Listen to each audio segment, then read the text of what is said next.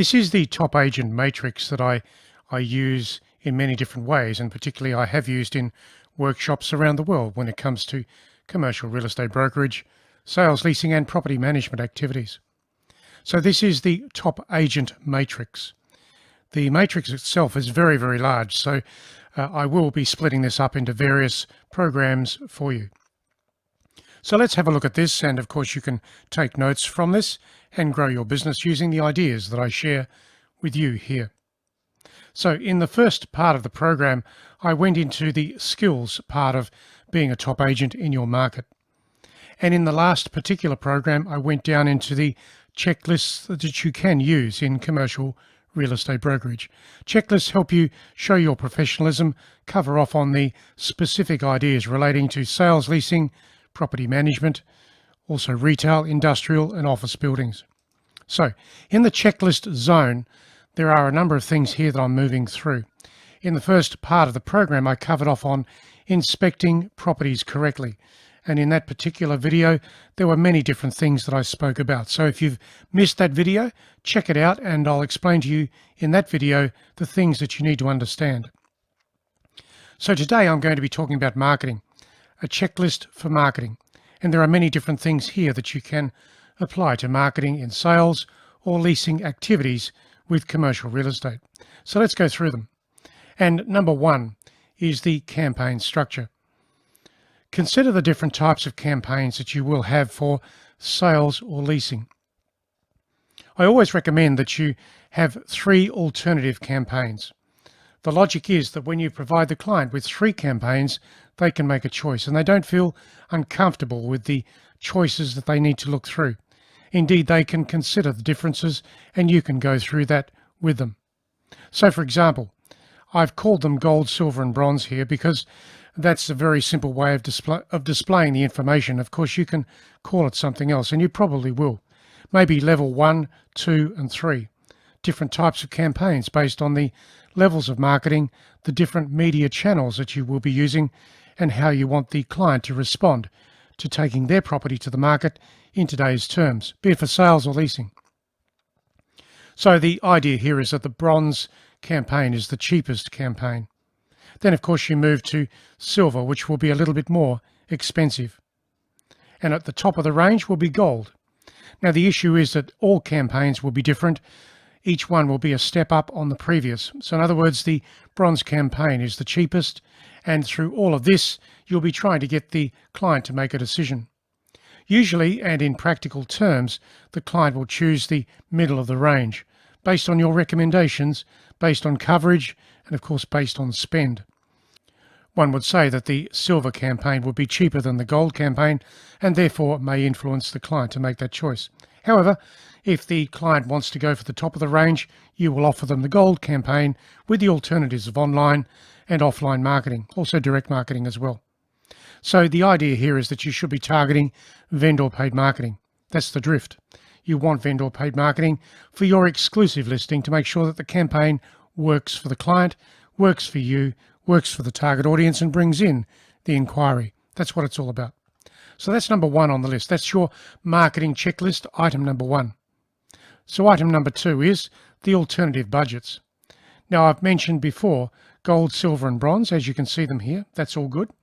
Now you have to make recommendations in each case so the client can make choices based on what they see, what they understand, but also what they can afford.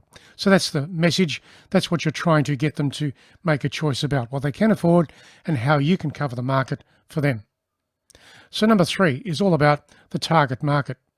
So you should be defining the target market for the client. Help them understand who you're going to focus into for that vacancy or that sale situation. The target market. Define it specifically, because when you do, it makes it easier for the client to spend money in marketing. Now, when it comes to a target market, there are different ways to approach it. But ideally, you should have the primary target market so the client knows exactly the types of people you will be targeting in the initial sense.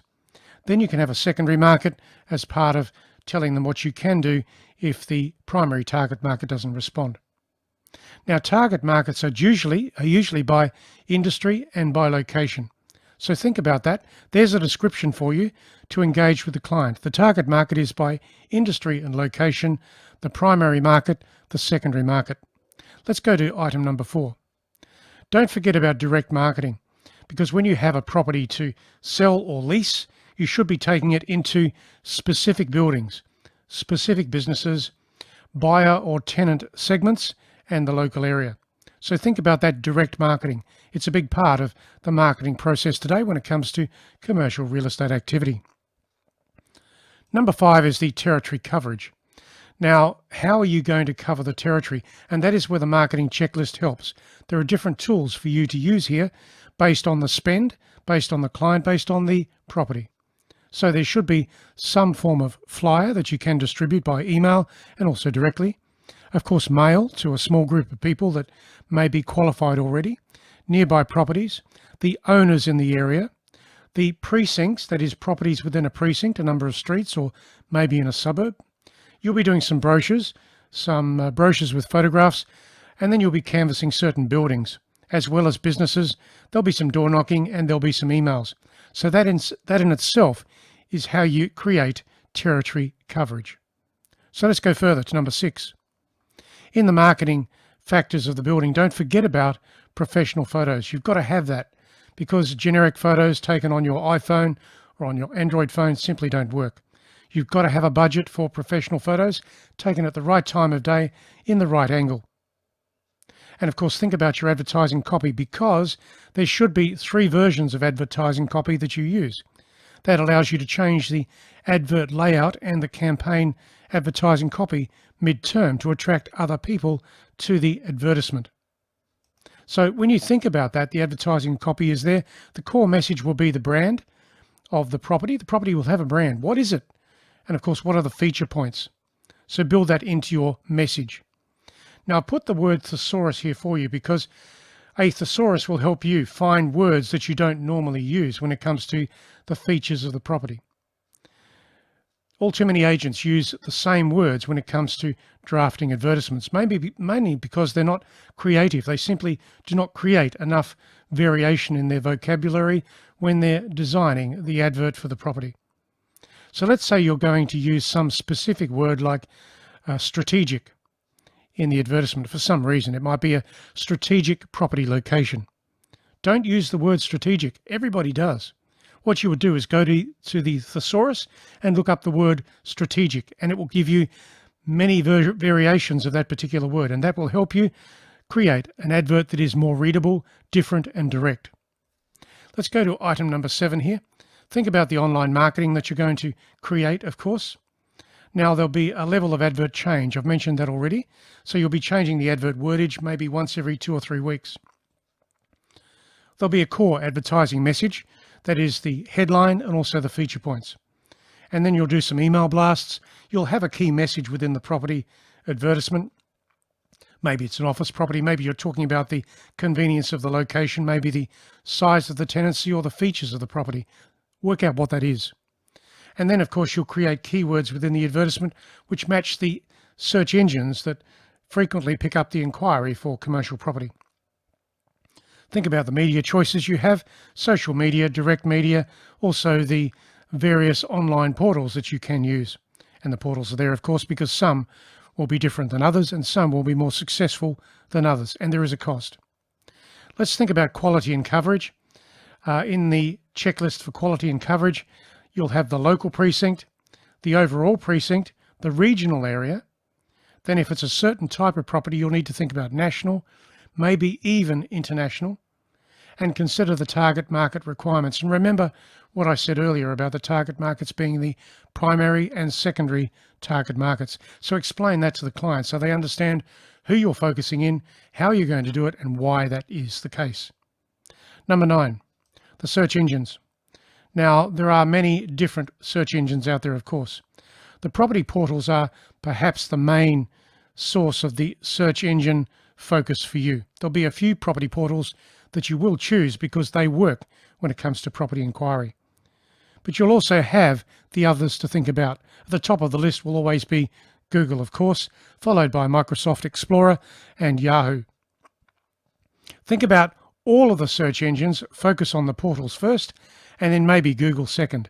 What are the words, the keywords that these portals have as a focus point when it comes to capturing inquiry? And the way you can test that is simply to go to one of the search engines, maybe Google, type in the property location, it might be Newtown, and then the property type, it might be an industrial warehouse. When you do that, Newtown Industrial Warehouse for lease, type that into the search engine and see what comes up first or in the first page of the results from the search engine. That will give you a lot of ideas to think about when it comes to keywords with the search engine. So, social media. Yes, you should use social media. There are a number of different alternatives. Don't use too many channels though, because it's too time consuming. Only use 2 or 3. The best ones to use are LinkedIn, Twitter, and probably you should have a blog or a Facebook business page to allow you to post your property listings. And as part of that, you can post the case studies relating to the area, the property, that sort of thing. So social media does work, but it's not the only thing, and it's certainly not A-grade marketing. It is B-grade marketing. So do it, but don't focus on it. Number 12. As the last point in your marketing checklist, track and measure. You've got to do that because you need to know what's working when it comes to the marketing, the property, the location, the inquiry, sales or leasing. Track and measure.